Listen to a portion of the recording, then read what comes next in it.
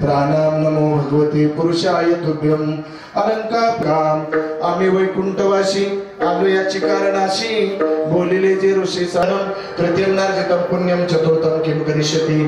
बलराम दादा त्यांच्या बाबतीत तशाच पद्धतीचे अधिकाराचे होते. त्यावेळेस पासून आम्ही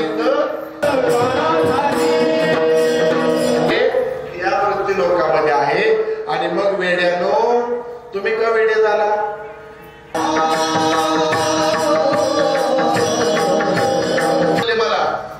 काय करते मुली? काय नाही म्हणले सगळ्यांचं लग्न झालंय, लय सुखी आहे ते माझ्या